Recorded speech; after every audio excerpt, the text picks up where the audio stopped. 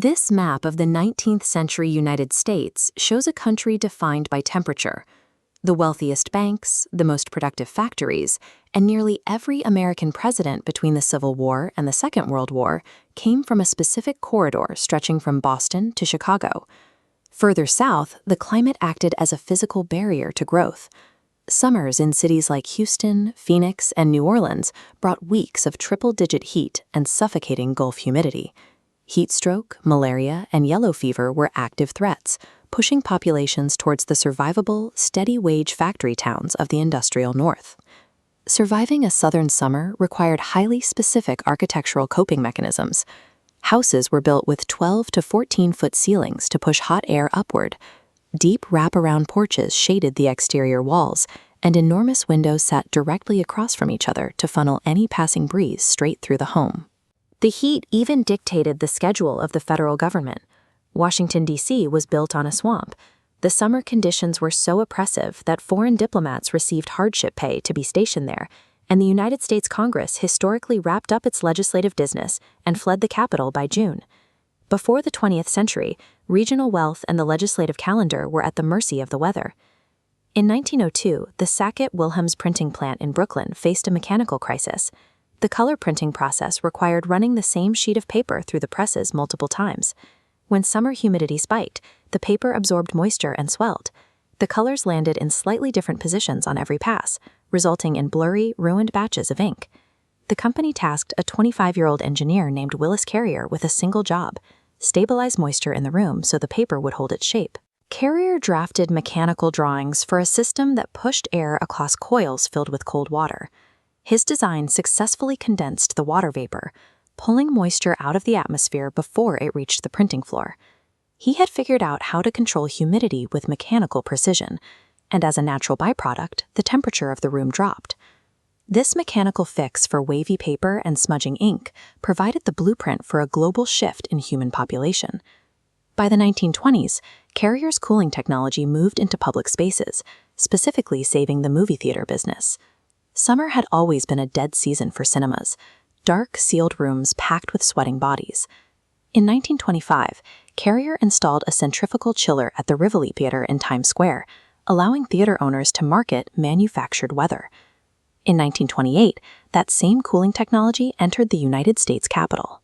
The Senate chamber featured a round glass ceiling that acted like a greenhouse, concentrating the sun's heat onto lawmakers wearing dark wool suits in a room that one senator described as poisonous.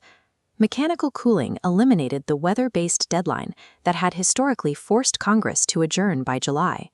Following the 20th Amendment in 1933 and the Legislative Reorganization Act of 1946, congressional sessions began stretching through the summer as a matter of routine.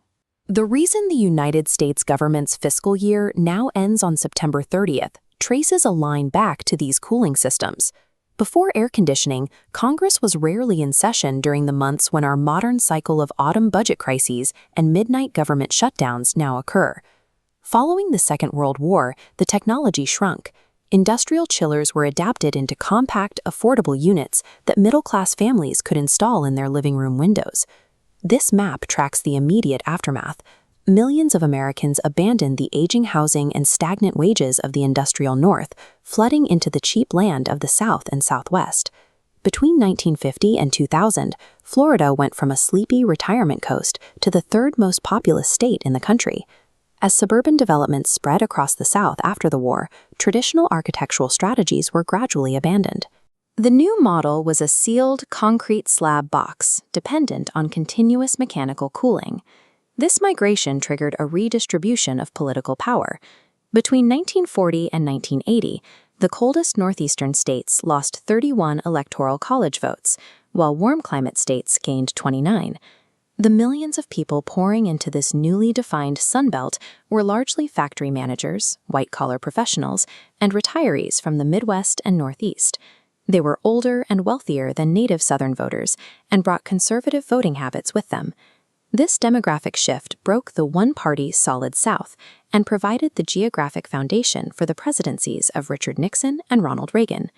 Since this redistribution of population began, the map of American leadership has moved away from the Northeast, with more presidents arriving from the South and the West. In the Persian Gulf, summer temperatures regularly exceed 130 degrees Fahrenheit. Older structures relied on thick stone walls and tall wind towers designed to catch and funnel breezes into living spaces. In the 1970s, an influx of oil money collided with industrial-scale air conditioning. Traditional architecture was largely replaced by a new model of hyper-urbanization. The Gulf states constructed glass metropolises directly in the desert. Buildings of this scale, wrapped in glass and baking in the sun, act as greenhouses. Survival inside these towers is now tied entirely to the continuous operation of climate control systems. Entire global economic hubs now operate on the prerequisite that the cold air will never stop flowing, consuming massive percentages of national energy to keep the interiors habitable. Globally, cooling buildings uses 10% of electricity. Every kilowatt hour generates heat, warming the outside. The warmer the outside, the more we cool the inside. As temperatures and incomes rise in India, Southeast Asia, and Africa, new units are accelerating this feedback loop. In 1902, Willis Carrier stood in a Brooklyn printing plant, trying to stop humidity from ruining a batch of color prints.